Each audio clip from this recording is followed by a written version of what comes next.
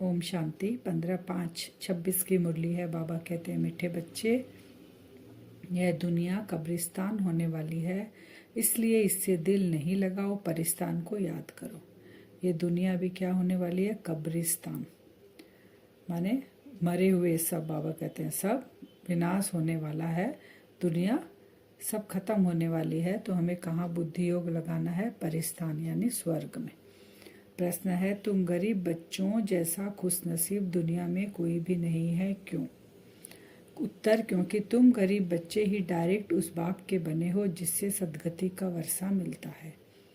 गरीब बच्चे ही पढ़ते हैं, साहूकार यदि थोड़ा पढ़ेंगे भी तो उन्हें बाप की याद मुश्किल से रहेगी।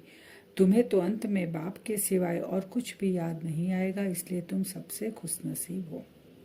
कैसे हैं? उस भगवान के हम डायरेक्ट बच्चे बन गए हैं। और बाबा कहते हैं लास्ट में हमें बाबा ही याद आएगा, और इससे ज़्यादा खुशनसीबी और क्या हो सकती है। गीत है, दिल का सहारा टूट न जाए। ओम शांति। बच्चों प्रति बाप समझा रहे हैं और बच्चे समझ रहे हैं कि बरोबर यह जमाना अब कब्रिस्तान बनने वाला है। पहले यह जमाना परिस्तान था, अब पुराना हो गया, इसलिए इनको कब्रिस्तान कहते हैं। सबको कब्र दाखिल होना है। पुरानी चीज कब्र दाखिल होती है, अर्थात मिट्टी में मिल जाती है। तो ये देह, हमारे देह और देह से, आंखों से, स्थूल आंखों से हम जो भी देखते हैं सब पुरानी हो गई है, सब बाबा कहते हैं खत्म होगी। खाली रही आंखों से क्या नहीं दिखाई दिया? आत्मा। वो अजर अमर अविनाशी है, वो चली जाएगी पाठ बजाने के लिए सतयुग में। मन बाबा ने कहा परिस्तान में, तो मिट्टी में मिल जाती है। यह भी सिर्फ तुम बच्चे ही जानते हो, दुनिया नहीं जानती। कुछ विलायत वालों को मालूम होता है कि कब्र दाखिल होने का समय दिखता है। तुम बच्चे भी जानते हो कि परिस्तान स्थापन करने वाला हमारा बाबा फिर से आया हुआ है। बच्चे यह भी समझते हैं अगर इस कब्रिस्तान से दिल लगाई तो घाटा पड़ जाएगा। अभी तुम बेहद के बाप से बेहद सुख का वर्षा ले रहे हो, सो भी कल्प पहले माफी। यह तुम बच्चों की बुद्धि में हर कदम रहना चाहिए। तो यही मनमना भाव है। सारा दिन क्या याद रहना चाहिए कि हमें वर्षा ले रहे हैं बाबा से नई दुनिया को, तो यही मनमना भाव हुआ। बाप की याद में रहने से ही परिस्तानी बनेंगे। भारत परिस्तान था, खंड परिस्तान नहीं बनते हैं। बाबा कहते हैं भारत क्या था? परिस्तान था, और खंड परिस्तान नहीं बनते हैं, खाली भारत खंड ही बनता है। स्वर्ग कहाँ होता है? भारत में। यह है माया रावण का पंप। यह थोड़ा समय चलने वाला है। अभी क्या दिखाई दे रहा है? इस जहाँ पर अभी कब्रिस्तान है वहीं पे ही परिस्तान बनेगा। तो कब्रिस्तान है तो यहाँ माया का पंप दिखाई दे रहा है चारों ओर। बाबा कहते हैं झूठा सो है, झूठी माया है, झूठी काया, ये सब दिखाई दे रही है। ये सब पिछाड़ी का भपका है। इनको देखकर समझते हैं स्वर्ग तो अभी है, पहले नर्क था। बड़े बड़े मकान बनाते रहते हैं, ये 100 वर्ष का शो है। टेलीफोन, बिजली, एरोप्लेन्स, ये सब 100 वर्ष के अंदर बनते हैं। कितना शो है, इसलिए समझते हैं स्वर्ग तो अभी है। दिल्ली पुरानी क्या थी, अभी नई दिल्ली कैसे अच्छी बन गई है, नाम ही रखा न्यू दिल्ली। बापूजी भी चाहते थे दुनिया राम राज्य हो, परिस्तान हो। यह तो टेम्परेरी पंप है। कितने बड़े बड़े मकान, फाउंटेन आदि बनाते हैं, इनको आर्टिफिशियल स्वर्ग कहा जाता है। अल्पकाल के लिए, तुम जानते हो इनका नाम कोई स्वर्ग नहीं है, इनका नाम नरक है। बाबा ने आज क्या कहा? अभी जो दुनिया है, कलयुगी दुनिया, घोर कलयुग, उसको बाबा ने कहा आर्टिफिशियल स्वर्ग है, क्योंकि खाली दिखावे का है, अंदर से जड़ीभूत अवस्था है सबकी, खोखले हैं सब। तो अब बाप बच्चों को कहते हैं एक तो शांति धाम को याद करो। सब मनुष्य मात्र शांति को ढूंढते रहते हैं, कहाँ से शांति मिलेगी? अब यह सवाल तो सारी दुनिया का है कि दुनिया में शांति कैसे हो। मनुष्य को यह पता नहीं कि हम सब वास्तव में शांति धाम के रहने वाले हैं। हम आत्माएं शांति धाम में शांत ही रहती हैं। वहाँ से आती है फिर पाठ बजाने के लिए। आत्मा को शांति कहाँ मिलेगी? अपने असली घर शांति धाम। फिर बाबा कहते हैं बाप और वर्षे को तुम याद करते रहो। भक्ति मार्ग में भी यह चला आता है, हमेशा अंगुली दिखाते हैं कि परमात्मा को याद करो। परमात्मा तो अल्लाह वह है, परंतु सिर्फ ऐसे ही याद करने से कुछ होता थोड़े ही है। उनको यह भी पता नहीं कि याद से क्या फायदा होगा। बाबा कहते हैं खाली जानते नहीं है कौन है वो परमात्मा, वो अल्लाह, ठीक से पहचान नहीं है, खाली ऊपर अंगुली कर कर बोल देते हैं कि परमात्मा है, अल्लाह है, ऊपर है, ऐसे। तो बाबा कहते हैं ऐसे पुकारने से कुछ फ़ायदा नहीं है, उस याद से कुछ विकर्म विनाश नहीं होते हैं। यथार्थ बाबा को पहचानेंगे, बाबा से रिश्ता बनाएंगे, बाबा कैसा असली स्वरूप, बाबा का जो है बिंदु, उस बिंदु स्वरूप में याद करेंगे तो विकर्म विनाश होगा। फिर बाबा कहते हैं कि दुख के समय पुकारते हैं, हे राम, आत्मा याद करती है, परंतु उनको यह पता नहीं कि सुख शांति किसको कहा जाता है। बाबा कहते हैं आदि सनातन देवी देवता धर्म कैसे स्थापन हुआ, सतयुग की आयु लाखों वर्ष कहने से बहुत दूर कर देते हैं। कितने सतयुग की आयु कहते हैं? लाखों वर्ष। तो बाबा कहते हैं लाखों वर्ष में तो किसी को कुछ याद नहीं रहेगा। कुछ तुम बच्चों को चित्रों पर ही समझाना है। भारत में लक्ष्मी नारायण का राज्य था, इन्होंने कैसे कब यह राज्य पाया है नहीं जानते, सिर्फ कहते हैं यह सतयुग के मालिक थे। उनके आगे जाकर भीख मांगते हैं तो अल्पकाल के लिए कुछ न कुछ मिल जाता है। लक्ष्मी नारायण को वो क्या कहते हैं कि वो सतयुग के मालिक थे, लेकिन वो सतयुग कहाँ था, ये लक्ष्मी नारायण कहाँ इनका जन्म हुआ, ये कहाँ राज्य किए, ये कुछ नहीं पता। मंदिर में जाके उनकी मूर्ति के आगे खाली मांगते रहते हैं। अभी तुम कहेंगे हमारे जैसा खुशनसीब और कोई नहीं, हम डायरेक्ट बाप के बने हैं जिससे सदगति का वर्षा मिलता है। बड़े बड़े आदमी कभी भी उच्च पद पा न सके, जो गरीब है साहूकार बन जाते हैं। बाबा कहते जो गरीब है वह साहूकार बन जाते हैं। पढ़ते तुम हो वह तो अनपढ़ है, करके थोड़ा पढ़ेंगे भी तो भी बाप की याद में नहीं रह सकते। बाबा कहते हैं यहाँ गरीब बच्चे ही आएंगे, मैं गरीब निवाज हूँ, गरीब को गरीब ही जाकर वहाँ साहूकार बनेंगे सतयुग में। बाबा कहते साहूकार आएंगे भी तो थोड़ा बहुत आएंगे, लेकिन श्रीमत पर भी नहीं चलेंगे और पढ़ाई भी ठीक से नहीं पढ़ेंगे।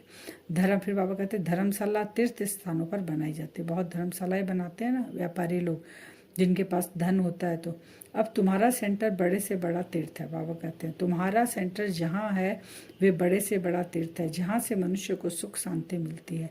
तुम्हारी यह गीता पाठशाला बड़ी है। बाबा कहते हैं धनवान लोग धर्मशाला बनाते हैं तीर्थ स्थानों में। जो आदमी जाकर वहाँ रहते हैं, मनुष्य आत्माएं, तो सोचते हैं हमें पुण्य मिलेगा अगले जन्म में। तो बाबा कहते हैं सबसे बड़ा तीर्थ स्थान तो तुम्हारा है, सेंटर है, जहाँ पर तुम सुख शांति मिलती है और तुम जहाँ से तुम मनुष्य को सुख शांति देते हो। तुम्हारी ये गीता पाठशाला बड़ी है, ये सोर्स ऑफ इनकम है, इससे तुम्हारी बहुत आमदनी होती है। अब ये कौन सी आमदनी हो रही है? हमारी स्थूल आमदनी नहीं हो रही, हमारी इस जीवन की सूक्ष्म आमदनी, यानी सुख शांति प्रेम से आत्मा तृप्त रहती है, संतुष्ट रहती है और भविष्य में 21 जन्म सुख की दुनिया में जाएंगे। तुम बच्चों के लिए यह भी धर्मशाला है। कौन सा? बाबा का सेंटर, बड़े से बड़ा तीर्थ है। तुम बेहद के बाप से बेहद का वर्षा लेते हो। इस जैसा बड़े से बड़ा तीर्थ और कोई होता नहीं। उन तीर्थों पर जाने से तो तुमको कुछ भी मिलता नहीं, यह भी तुम समझते हो। भक्त लोग बड़े प्रेम से मंदिर आदि में चरणामृत लेते हैं, समझते हैं उनसे हमारा हृदय पवित्र हो जाएगा, परंतु वह तो पानी है। यहाँ तो बाप कहते हैं मुझे याद करो तो वर्षा मिलेगा। अभी बेहद के बाप से तुमको अविनाशी ज्ञान रत्नों का खजाना मिलता है। अक्सर करके शंकर के पास जाते हैं, समझते हैं अमरनाथ ने पार्वती को कथा सुनाई, तब कहते हैं भर दे झोली। तुम अविनाशी ज्ञान रत्नों से झोली भरते हो, बाकी अमरनाथ कोई एक को थोड़े ही बैठकर कथा सुनाएंगे, जरूर बहुत होंगे और वह भी मृत्यु लोक में ही होंगे। सूक्ष्म वतन में तो कथा सुनाने की दरकार ही नहीं।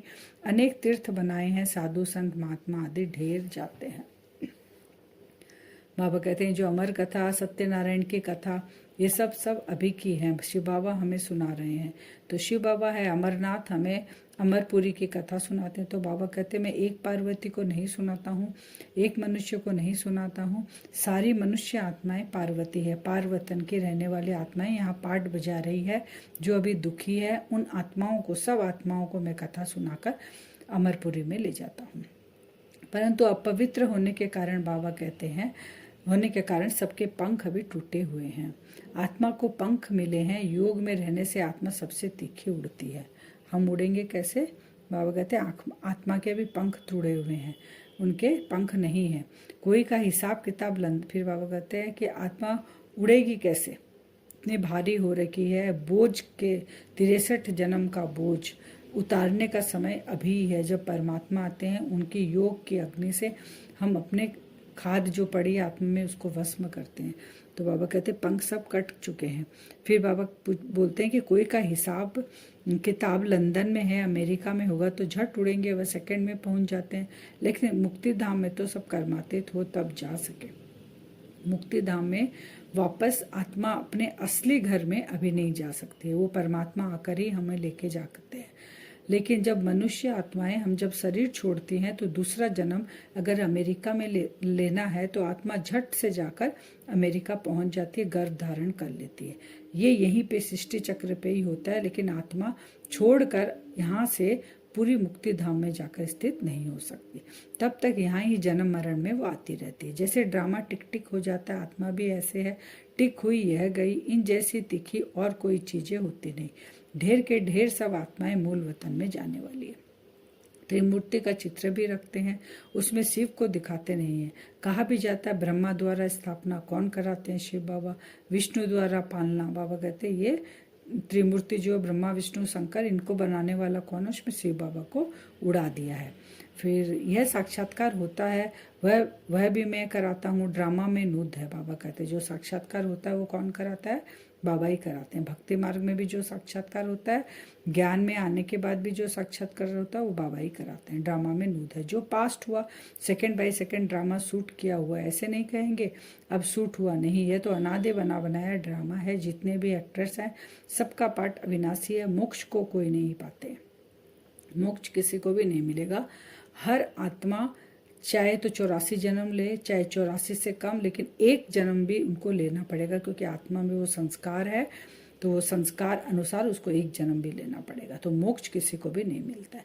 सन्यासी लोग कहते हैं हम लीन हो जाते हैं, बाप समझाते हैं तुम अविनाशी आत्मा, आत्मा बिंदी है, इतनी छोटी सी बिंदी में 84 जन्मों का पार्ट नोधा हुआ है।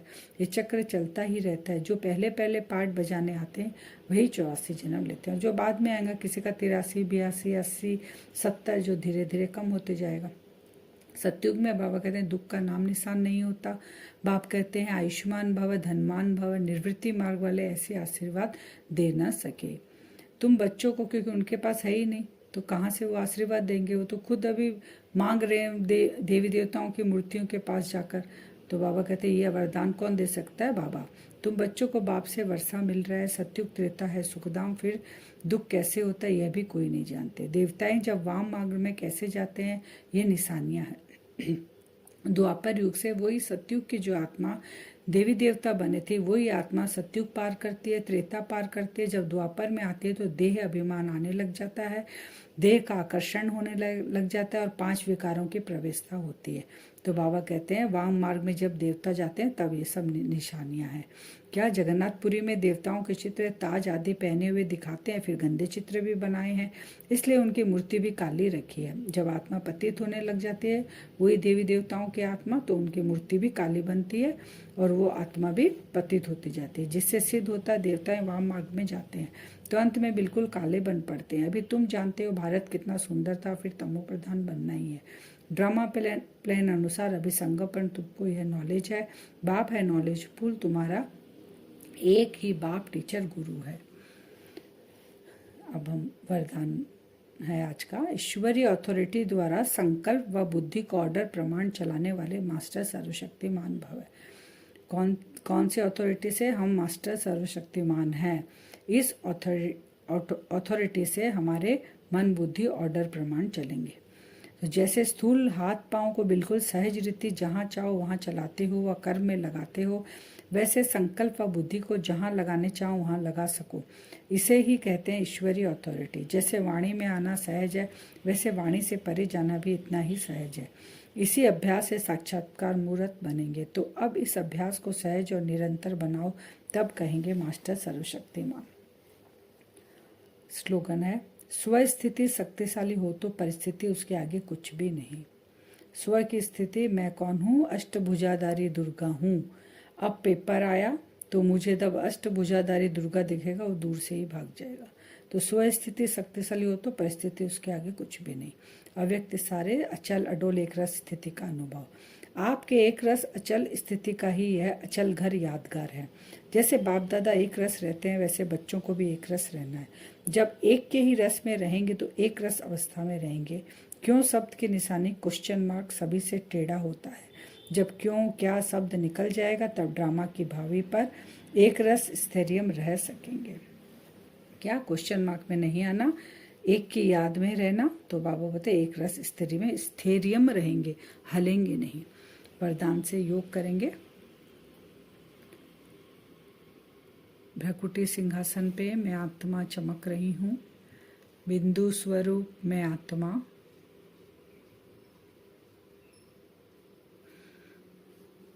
अपने को संकल्प दें, मैं कितनी खुश नसीब आत्मा हूँ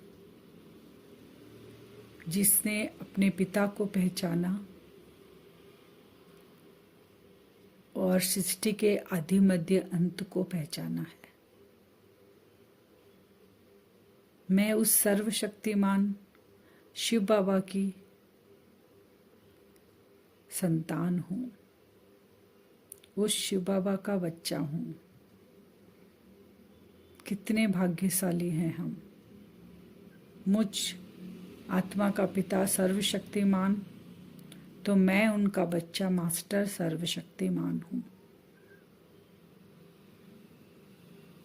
अपने आप को देखते रहेंगे भ्रकुटी सिंहासन पे। मैं आत्मा सर्वशक्तिमान की संतान। विजुअलाइज करे परम धाम से सफेद रंग की लाइट मुझ आत्मा के ऊपर पड़ रही है। बाबा की शक्तियाँ मुझ आत्मा के अंदर ट्रांसफर हो रही है। बाबा सर्वशक्तिमान, मैं आत्मा मास्टर सर्वशक्तिमान हूँ। ये जो सफ़ेद रंग की लाइट है, इसको विजुअलाइज करें, पूरे बॉडी में फैल रही है। सर से लेकर पाँव के अंगूठे तक ये सफ़ेद रंग की लाइट पूरे बॉडी में फैल रही है।